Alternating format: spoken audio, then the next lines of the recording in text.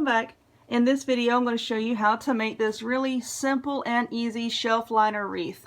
Now in the video I do make a mistake on the outer row of clusters. I think I tell you to use 15. I do correct myself in the video, but I'm going to correct it here as well. It is 9. It is not 15. So you use 9 on the outer ring and then 6 clusters on the inner ring. And now I'm going to go make some coffee so that I don't make any more mistakes today. I hope y'all enjoy this one. So these wreaths are fairly easy to make. You really don't need very many supplies at all. For the amount of little poof, ruffled things, whatever you want to call them, that I put on my wreaths, you're going to need 6 of the non-slip shelf liner packages from Dollar Tree.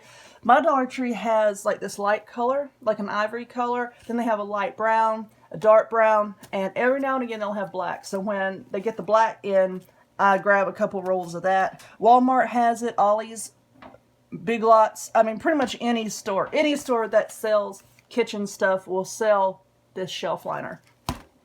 So first off, you're going to need, of course, the shelf liner, and then you're going to need a 14-inch wire wreath form from Dollar Tree. You're going to need a package of zip ties. Well, a few packages, depending on how big the, or how many the package that you find carries. You're going to need 90, okay? So you're going to need 90 of these because the wreath is going to take 90 of these little shelf liner pieces. Excuse me. You need a really sharp pair of scissors to cut the shelf liner, and then you're going to need maybe like a not so good pair of scissors or a pair of wire cutters to trim off the ends of these here. So what we're going to do is, first off, of course, open up your shelf liner.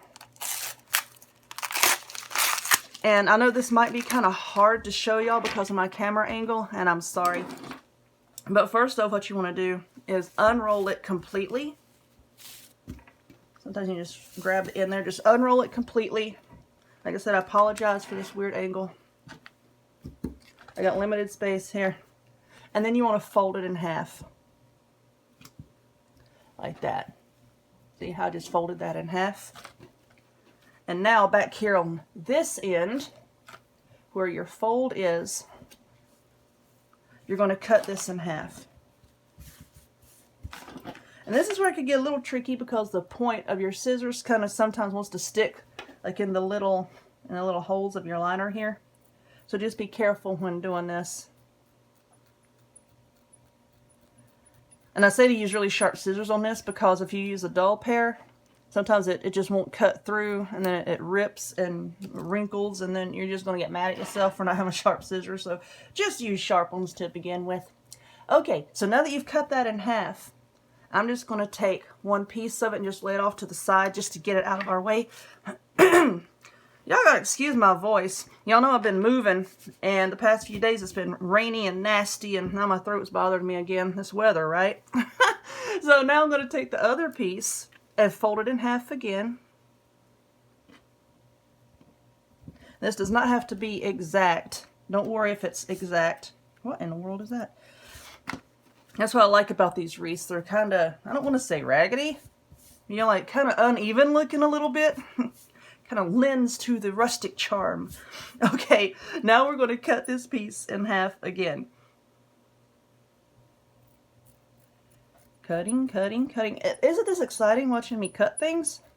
Cut, cut, cut. Okay, now that you've cut that, fold it over again. Okay, now we're going to cut down this edge again. I'm sorry for the little particles sticking to it. I was trimming some of the little scraggly things off of a roll of mesh. And I guess I missed a few when I wiped down my table. Okay, now you're going to fold it in half again that way. Okay, and now you see you've got like a rectangle here. I know some people, when they make their wreaths, they measure it and have like exact little squares.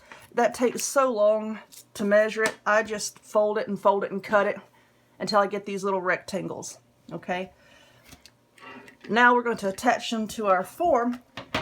And like I said, you're going to wind up using 90 of these, and that takes 6 rolls, 90 zip ties.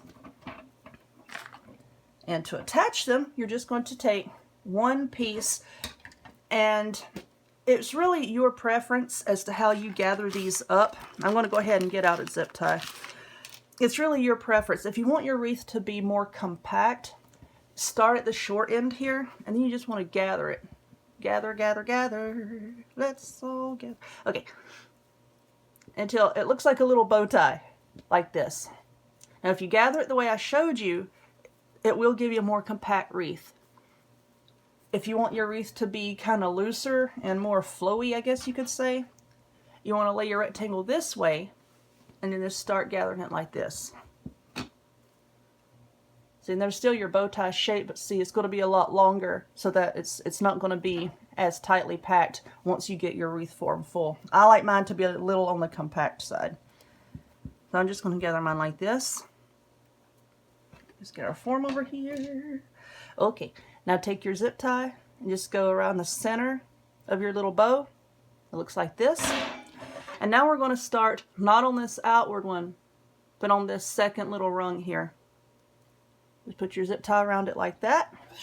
Flip it over and tighten her up. Just like that. And then slide it over, get it in position where you want it. And this is where the wire cutters come in. I like to use wire cutters to trim these. Like I said, you can use scissors if you want to. Don't use your good scissors, you'll probably ruin them. And there you go. There's our first little, what do you want to call it, ruffle? Cluster thing? Whatever you want to call it. There's our first one. Now on this little rung here that we're working on, it's going to take 15 of these. And then once you fill this one up, you're going to come down to this one below it, and this one's going to hold 6. You can put a little bit less. That just means that your wreath isn't going to be as full, but I really don't think you want to put more, because that's just, I think that would be too much. With the 15 and the 6, it's going to be pretty full. So, oh my gosh, I'm sorry about that, y'all. My camera cut off. I'm sorry, I told you the wrong number. It's 15 total. I've not had any coffee this morning. Y'all have got to excuse me. But on this rung, we're going to have 9, okay? 9 of these. And then 6 down here for a total of 15 per section. I've got all my numbers confused in my head. But yes, 9 of these right across here and 6 right here for a total of 15 per section. So here's our first one. And I think I'm just going to alternate on this one. I think I'm just going to alternate this black and this ivory color. I think that'll look okay. Now with this, I don't really put any ribbon in with my little cluster things, because with these type of wreaths, I don't think that the ribbon looks good. Now once you get your wreath done, you can put like a big bow on it, you know, or, you know, decorate it however you like. I just don't think that ribbons look good tucked in amongst. I've tried that before. You could do it if you want to. I just don't think it looks good. But there we go. There's our first little cluster thing. So I'm going to go ahead and do a handful of these. I'll do one section, and then I'll come back and I'll show you what that looks like. And then I have a finished one sitting over here off to the side, and I'll show you what the whole finished one looks like. Here is one whole section filled up. See, I have 9 of these across the top, 6 across the bottom. And yeah, it's going to look a little raggedy, you know, just like any other wreath, until, you know, you start getting more and more sections filled in. Then it'll really start taking shape and start looking better. But here is a finished one, because I'm kind of in the middle of filming another video using this same method. And this is the wreath I'm going to be using for it. But this is what it looks like, you know, when it's all filled up. It looks a lot better than my other one does right now. So these are really fast and easy to make, and they don't really take a whole lot of decorations on them to make them look good. But these are a little bit on the heavy side, so if you hang them on your door, just make sure that your wreath hanger is a little heavy duty. So if you would, please click that like button. Also click subscribe. Check me out on other forms of social media, the links to all of which are in the description box down below. So for my Etsy shop right now, I do have that on hold until I can finish moving and get settled, you know, because I'm already behind in shipping out some orders, and I don't want people ordering stuff that I'm not able to fill the orders. So that's on hold for just a little bit. But all of my other links are active. I hope to see y'all next time. Bye-bye.